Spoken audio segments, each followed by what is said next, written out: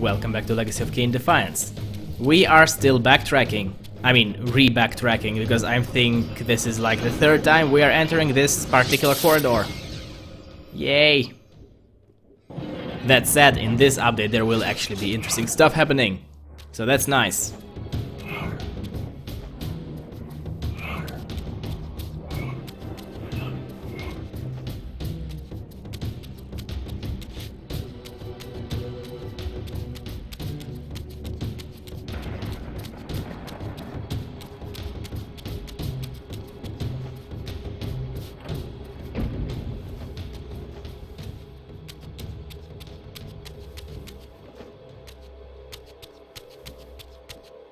Now we finally go here.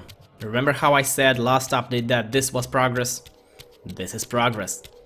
And take a close look at that wall that we will use to solve this puzzle for a 3-year-old. It's not just here as the guide as to how to solve the puzzle, it's also a really interesting thing. Pay attention to that symbol in the bottom center of the wall. What could that be?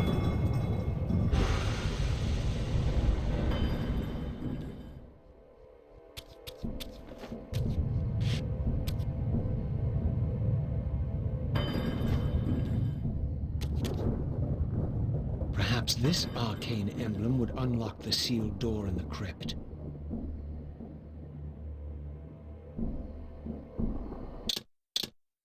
Silver half of Vorador's crest.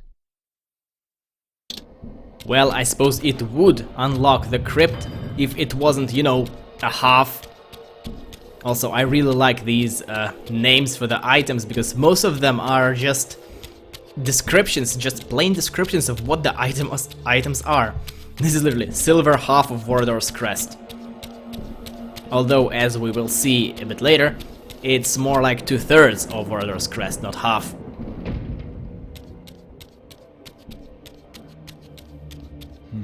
The artifact I had was not sufficient. There was clearly still a missing piece to this puzzle. I'm not sure if they are just chewing Michael Bell's ability to voice act or if they really think that the player is that stupid. Because if you have not given up on this mansion by this point, you know this entire thing inside out and you know exactly what to do next.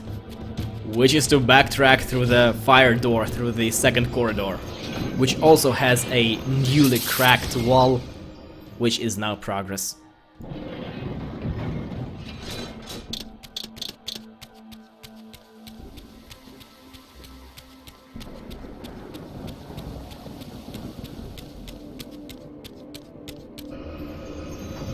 Oh, by the way, something I erroneously claimed 2 updates ago, or 1 update ago, don't remember.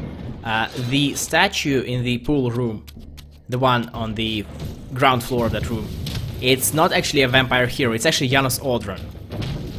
Yeah, so I made a mistake there, I apologize.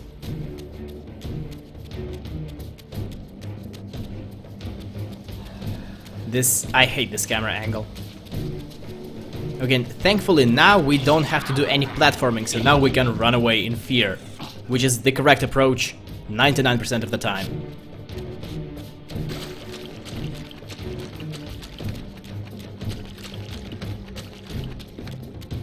Okay, now here. This is where the second half of Vorador's crest is. Let's do some platforming, shall we?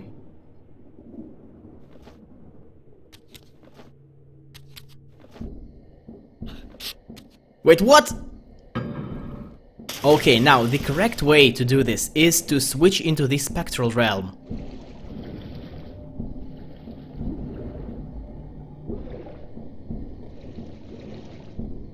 Also, I don't know if there's a way to quickly or to swim fast on the surface of the water, but whatever.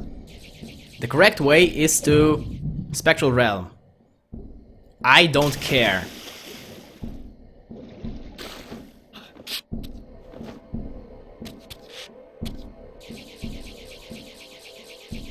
Awesome camera work. At least this is entertainingly bad. I hope. Okay, as I said, I don't care.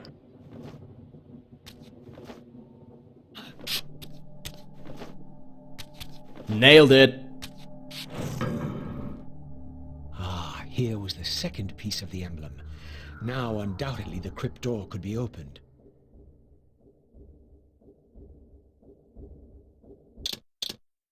Golden half of Vorador's crest. You know, undoubtedly the door could be opened.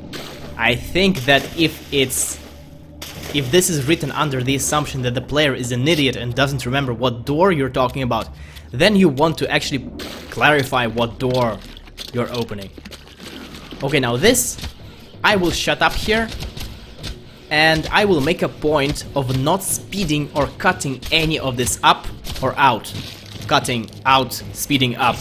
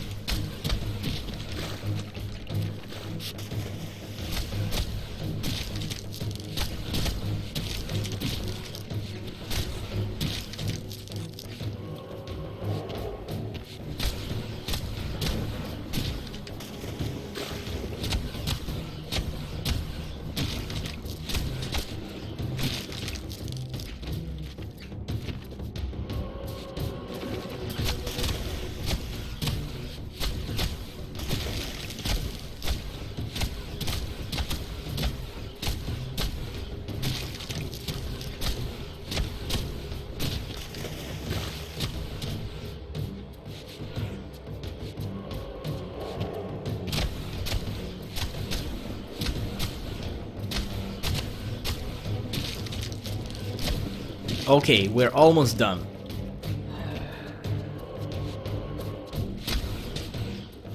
Ah, shit, there's another one.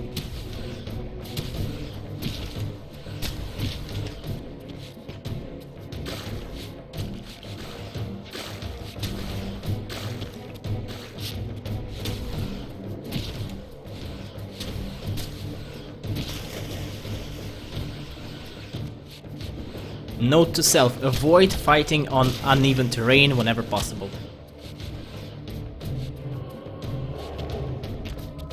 That was just criminally long. And they spawn one by one too, like why? Why? What is the purpose of that?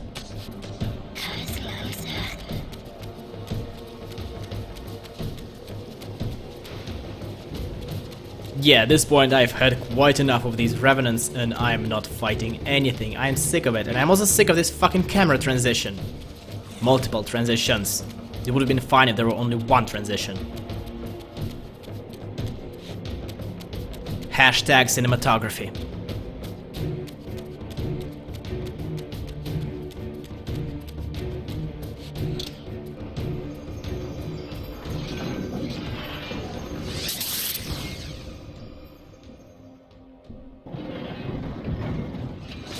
Okay, now guess where we're going now. The other corridor, the air door corridor, again. Haven't been there in a while.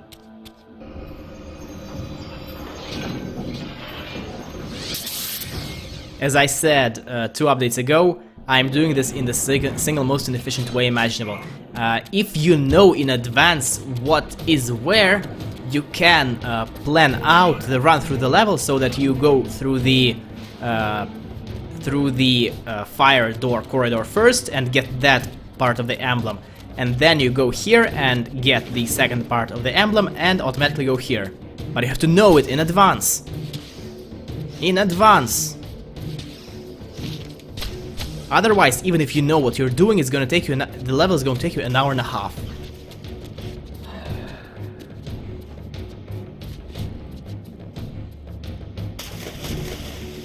Also, stupid hitboxes.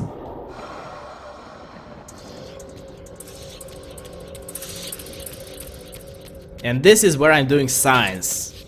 I'm wondering whether Archons can knock me off the wall, and thankfully they can't. So this is one problem out of the way.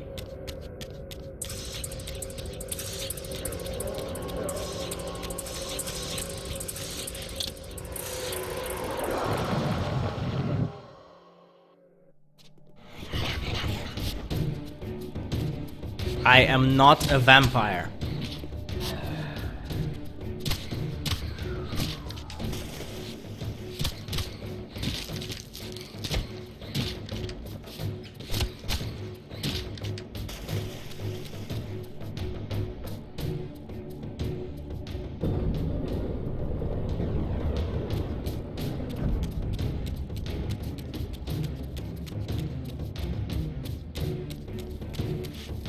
Oh, for fuck's sake! These things! No! Please, no!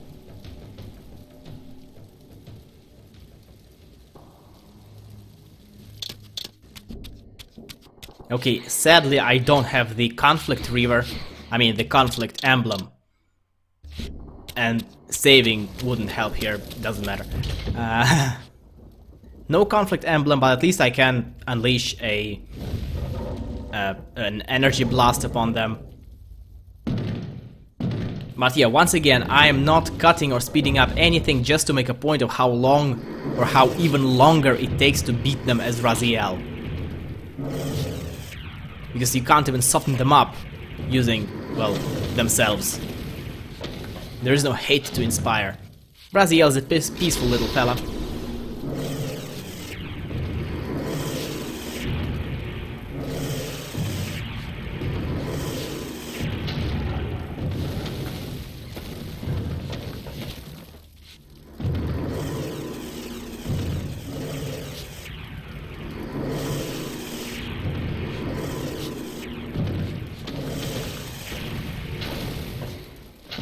And the stupid part is that some of the damage is just plain unavoidable. Two possible reasons. Reason one is a randomly and chaotically and erratically switching on of a fiery shield like here.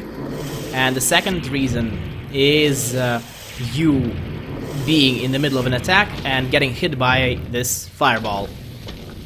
The problem is you can't not hit them or else you will be here forever.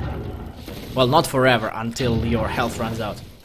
By the way, here's a peculiar thing. If I recall correctly, if you run out of health as Raziel in the material realm in Defiance, you get a game over screen. You don't get knocked back into the spectral realm.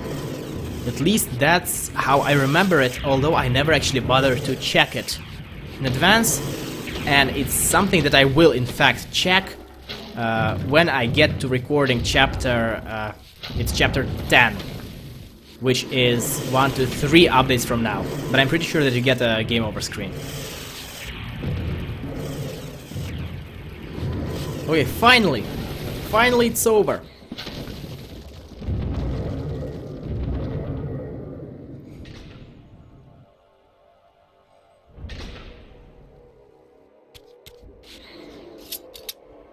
With this third and final weapon, the mystery of the fountain would finally be solved.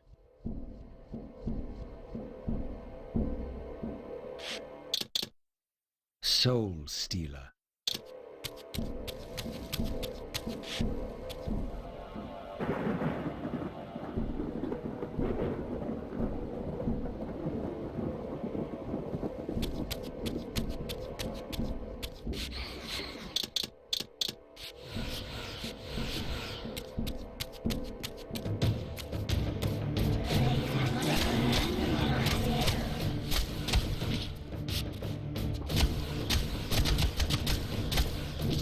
Okay, so here's what I was talking about back when I talked about the spears being connected to the lore somehow.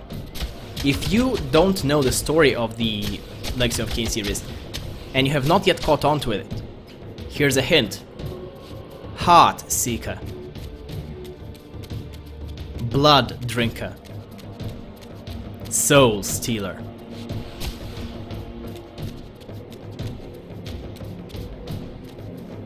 I find it quite interesting.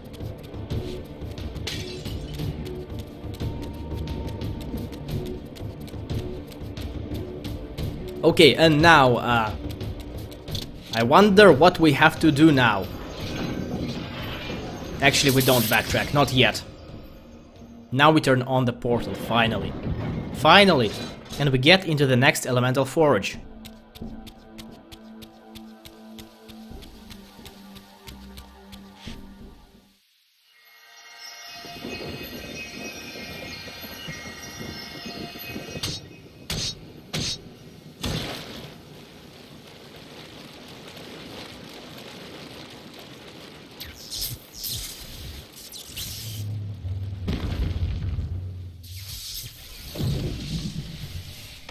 Oh yes, finally something useful behind the cracked wall. Alas, it only took us an hour.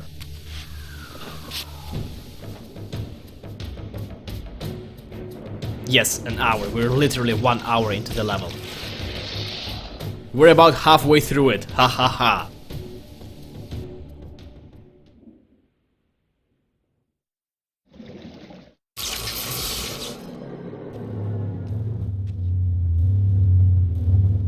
Here the images were unadulterated, and their meaning ominously clear.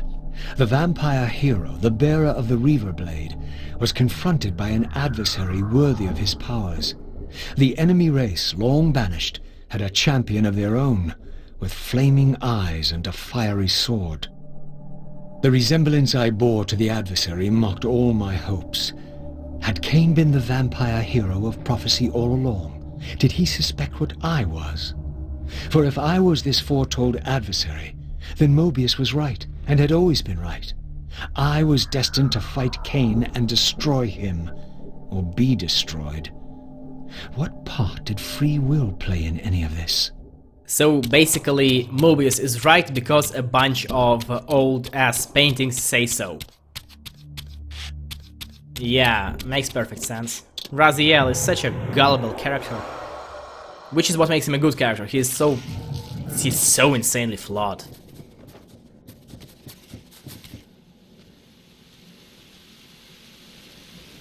Your deliverance is at hand. In death is your release. This state is merely atonement. Okay, so introducing the Guardians, the original Guardians of State and Death. Fuck! This fight with a vanadium broomstick. Yes, vanadium. Basically, the advice here is use Slua to your advantage, regain health whenever possible, and don't get unlucky, like I am here. Yeah, if you're stun locked, there is no way out. There is no dodging out of this, there is no hitting your way out of this. You just hope that you don't run out of health before the AI begins to buzz out and stops attacking you for a second. It's just luck, nothing more.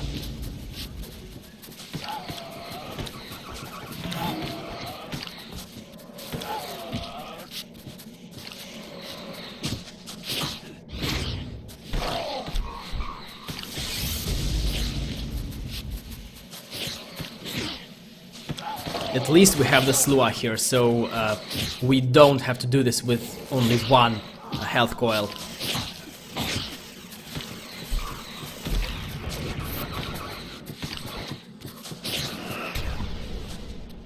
In hindsight, I probably should not have used this energy blast, and instead I should have abused the charged up reaver, doing more damage to them than non-charged up reaver.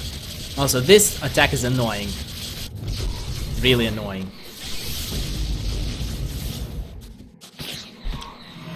Thankfully, we're almost done with the Guardian of Death. Almost. There we go. And now the fight should become easier. Hopefully. Will it? You decide. Okay, now, when the Guardian of States is in this condition, you cannot damage it. You have to wait it out until he, she, they, I don't know, until they just revert back to their normal wraith state in which you can damage them.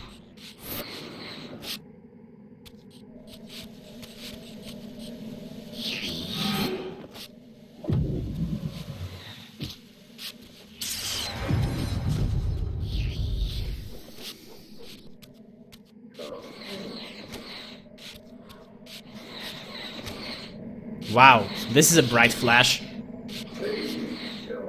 It does not obscure my vision at all. Oh wow, awesome, now it decided to attack me.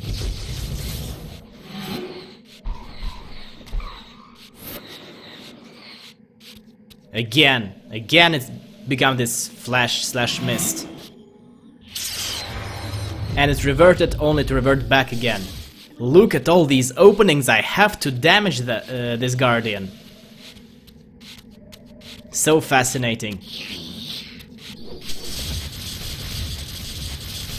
Yeah, and of course dodges don't work half the time, because why would they? Ah, sick, again. Awesome. Let's play cat and mouse again. Okay. I'm cool with that. Not. But finally we're done. Finally.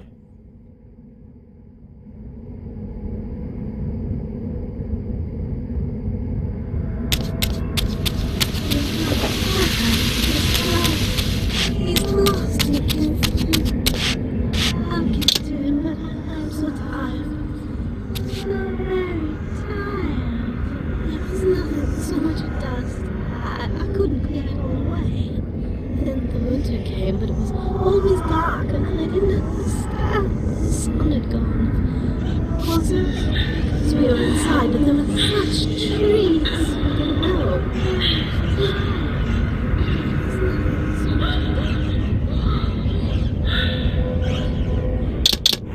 I don't think I ever heard that voice clip for the Spectral Realm. At all. In my like 10,000 playthroughs. That's quite peculiar.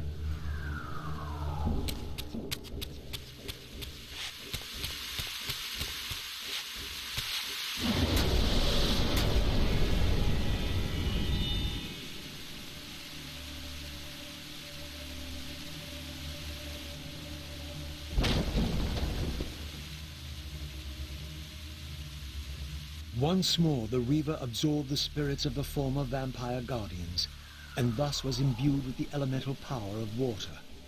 Perhaps now I could enter that mysterious crypt at the end of the garden.